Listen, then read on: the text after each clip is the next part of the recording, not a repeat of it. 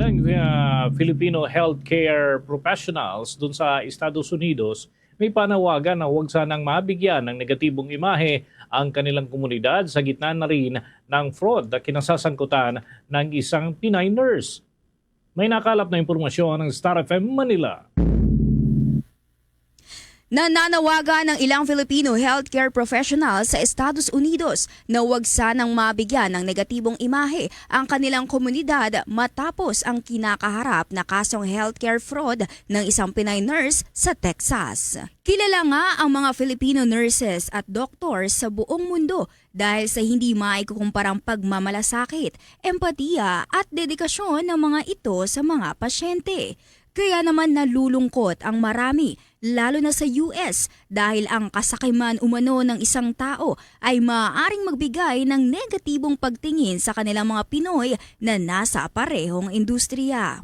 Sa panayam ng Star FM Manila kay Mariles Muchet, isang US-based wound care nurse practitioner na may planong magtayo ng mobile care clinic roon, sinabi nito na bagamat sila ay nalungkot sa balita, ay hindi dapat umano matakot ang mga nasa healthcare industry na ipagpatuloy ang kanilang magandang layunin dahil lamang sa nagawang kasalanan ng isang tao.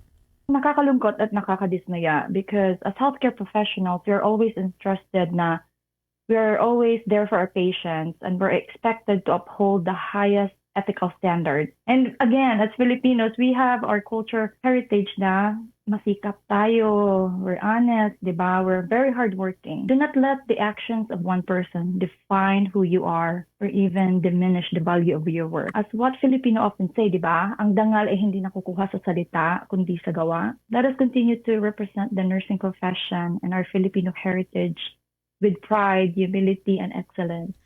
Ayon nga sa mga opisyal na report, sangkot sa mahigit $900 million na peking insurance claims ang Pinay na si Marizel Yuki at bahagi ng kanyang mga nakuhang pera ay ginamit para sa marangyang pamumuhay, kabilang na ang isang bahay sa Hawaii at isa umanong resort sa Santa Ana, Cagayan.